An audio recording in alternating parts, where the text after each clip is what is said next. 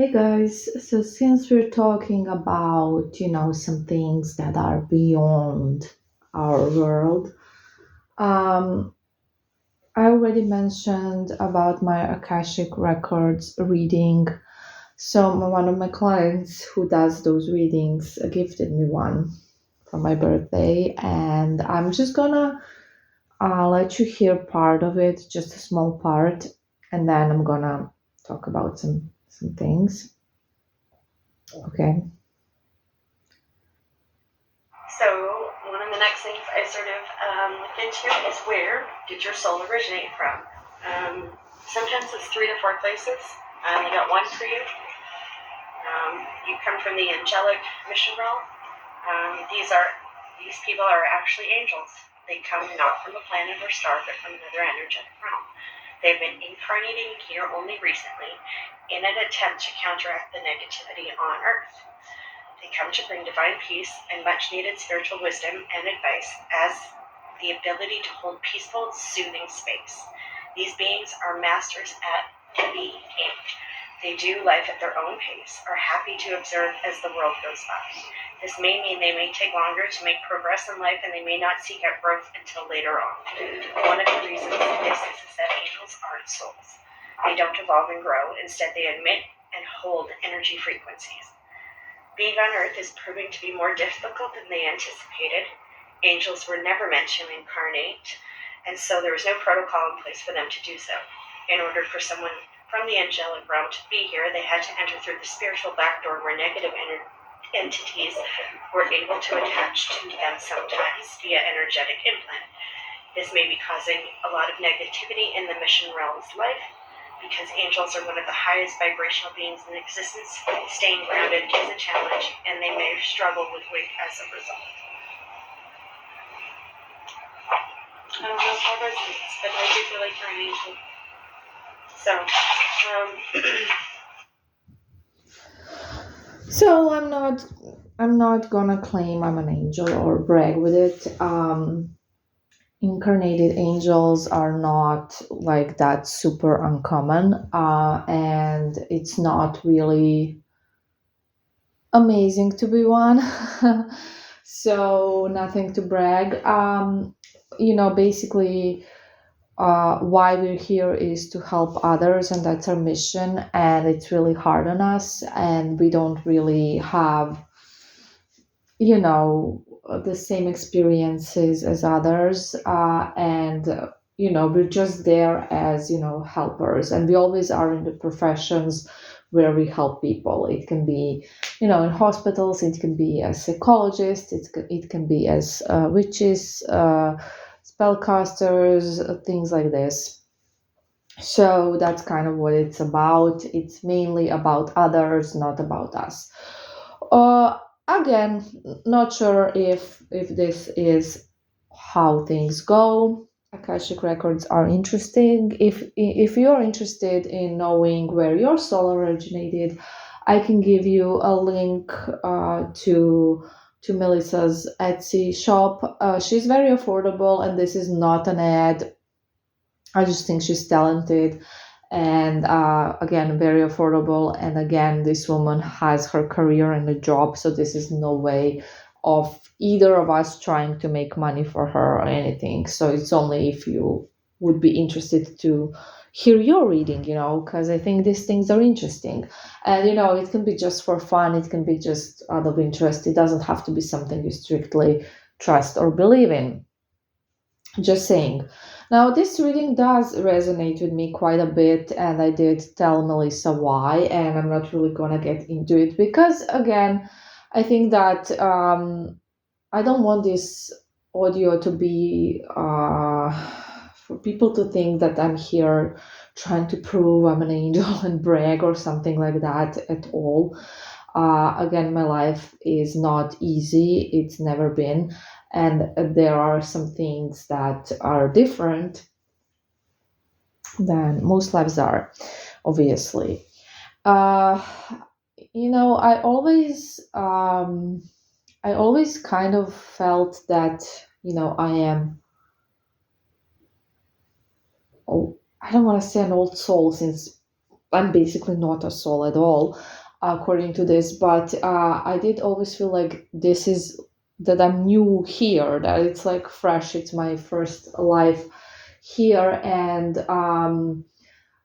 I have had trouble with just some normal human things. It took me longer to kind of get a hang of it, and it was different for me. So it was all very, very new. And like she said, we do progress late in life, and it's all true. For me, it's all true, anyways. And what else did I want to say? Yeah, about past lives. I never felt I had a past life. I never had any memories of any past lives. And being psychic, you would expect that, but never, nothing about like a past life came to me. Or even like when I was in the presence of other psychic people. Um, they would just randomly tell me, "Oh, it's your first life," or something in line with everything that Melissa already talked about. Uh, so the point of this audio is simply, if someone wants to get our Akashic records read,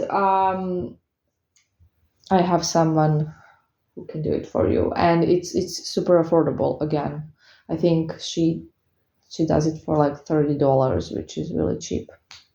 So, anyways, it's a struggle, and I kind of talked a bit about how much of a struggle this whole profession is.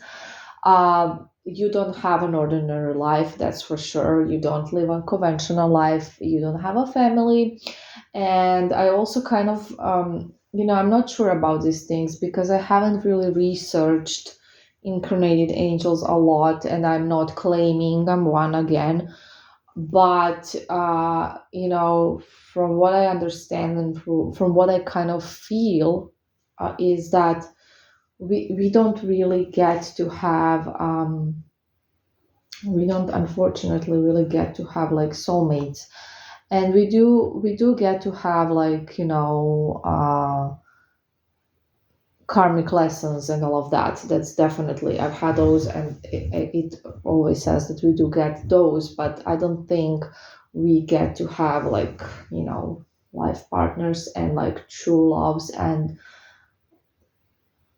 kids and all of those stuff. And I was, since I was a child, I kind of knew that. So I guess you just kind of have knowledge of it. And it's very sad because I would like to experience some things that everyone else gets to. Um, and it took me, like I said already in one of my audios, super long to kind of accept the fact that I will never, get to know love uh, with a partner. I do know love. I have love in my life. Don't get me wrong. I have friends, and I have my clients that love me, um, and I feel your love, guys. I do. I know you love me. But I'll never get to know that kind of love like others will, and you know I do take comfort in the fact that I can bring it back for you or bring it to you with spells. But it honestly does suck, and I know it's for a reason. I know that it's just how it is, and all of that. But it was hard to accept. It was something that was hard to accept, and I can make more audios on it if you like, about my journey to finding that out, accepting that. But this is not the topic of this specific audio. Now, there are some other things I wanted to address as well, and some of them I already have a million times, but I wanted to talk about them again. One of them is the fact that is the scammers thing. So no, I do not think that everyone is a scammer, and no, not everyone is a scammer, but there are a lot of scammers, and I'm just trying to warn people.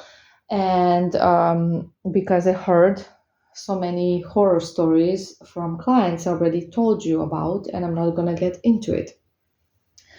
Also, there is a fact that people uh, spells don't always work.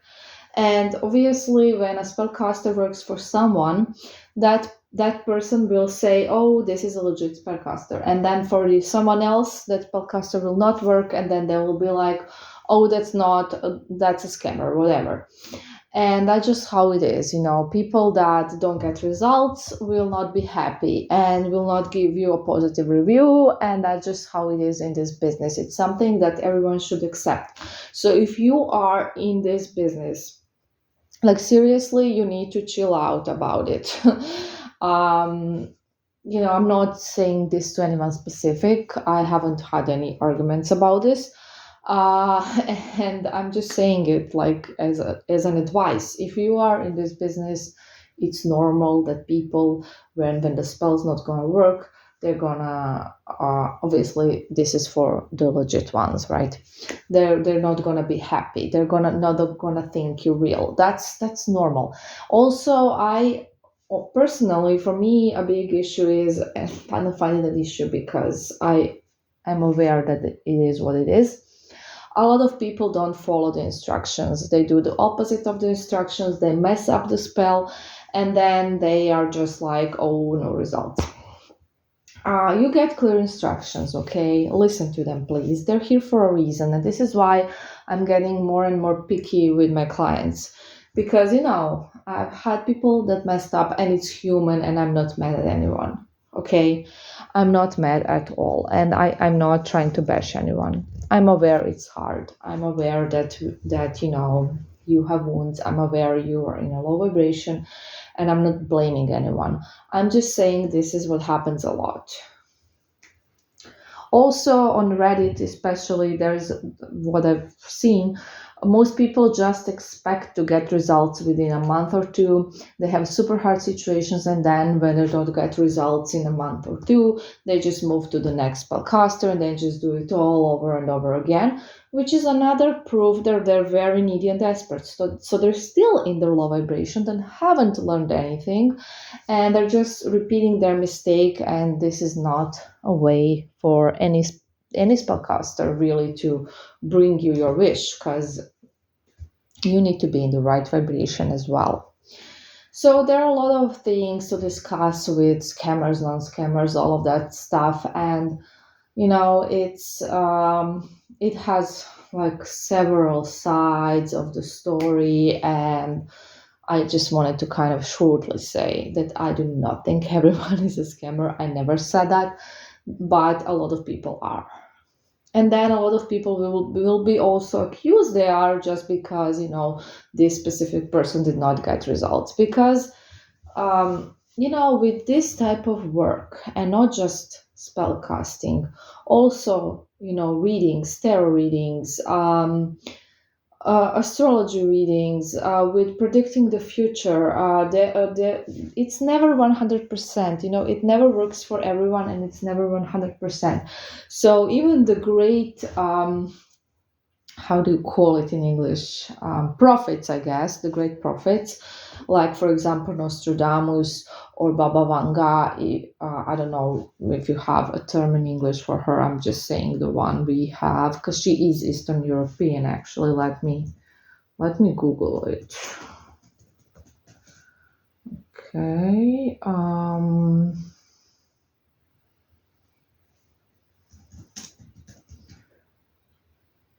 No, I didn't find anything. The translation is not right. Okay. Anyways, I hope you know who I'm talking about. She's like one of the greatest prophets of all time. Even they were not 100%, correct. Like, I think that the most percentage that a prophet has is around 60 or 70%, and no one is 100%. So No, no one is. And when someone says, yes, all my spells always work, and it's like they give you a timeline and they give you that 100% it will work, they're scamming you, obviously, because that's impossible. That's simply not possible. And it's not possible in any line of business, even, not even the occult. So, like, when you buy a product, let's say, hair product or makeup product or whatever product, some people will be amazed by it, it's gonna be great, and some people will be, oh, this sucks, and some people will be, oh, it's meh, it's whatever. It's with everything is the same, and not everyone resonates with everyone, and not everything resonates with everything, and that's just such a topic that's, it's a big topic, and I could talk and talk and talk, but what would be the point? Basically, at the end of the day, just listen to your intuition, like I always say, and your common sense, and that is it. Be careful for obvious scams, because there's a lot of those. Don't trust that you have demons attached to you. That's like a really big one, or that you need.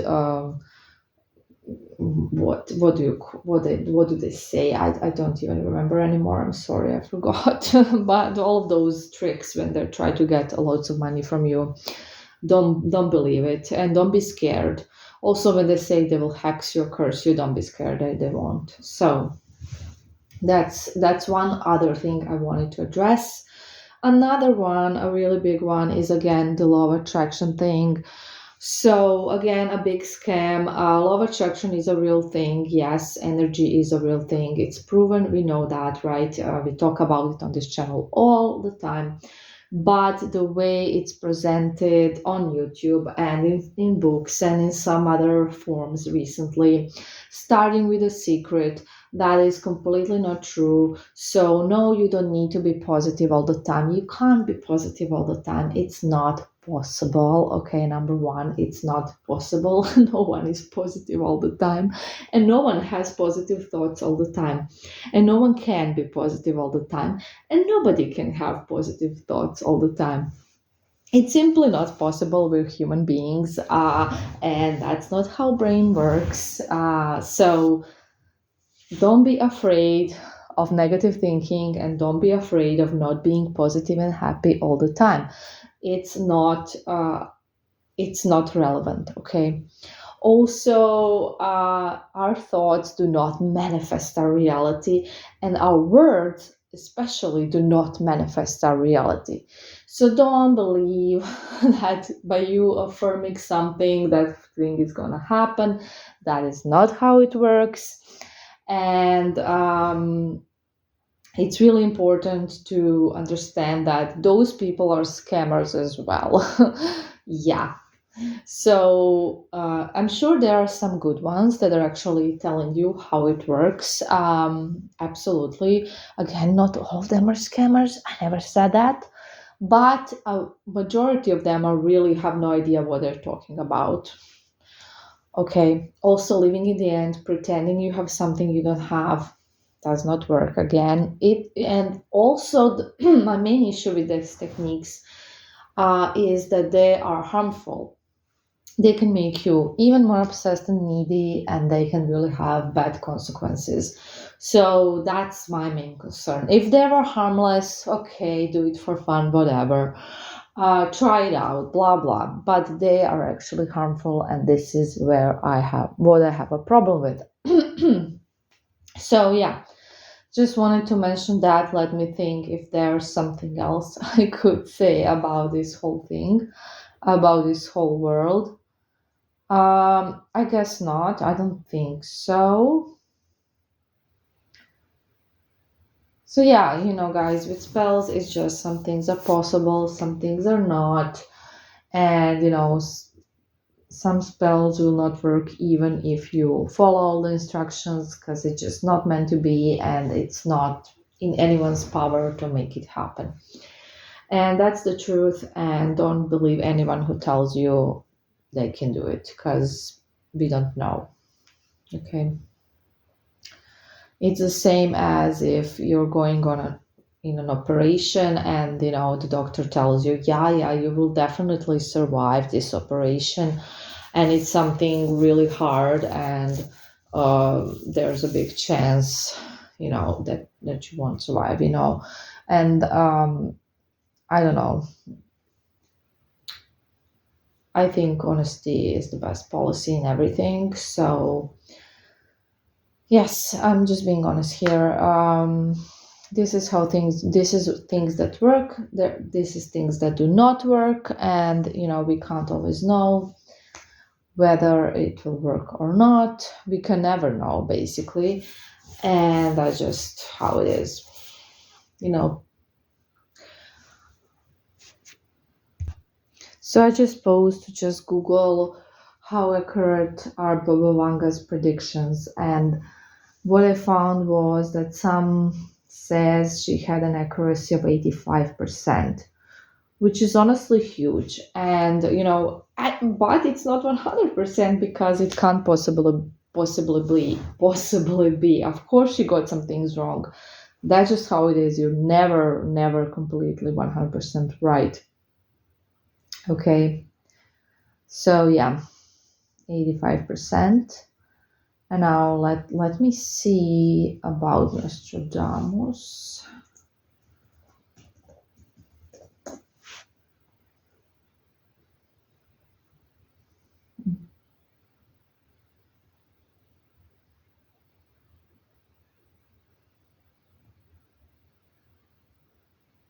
I can't find the percentage, but it says like a lot of them were not.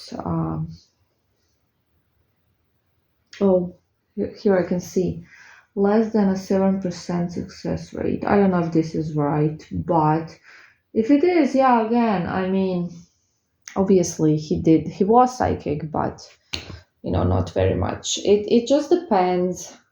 Again, it depends, and no one is 100% anything, so don't trust anyone who tells you otherwise. Okay. Anyways, I hope you like audios like this when we kind of, analyze things and we don't specifically talk about your spell work.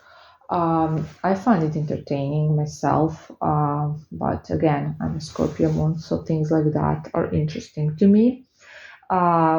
Maybe there are some other Scorpio moons out there. Are they? I don't think I have a client that's a Scorpio moon. I've noticed it's not very common. Hmm. Anyways, yeah, I guess that's it for this lovely night from me. Bye.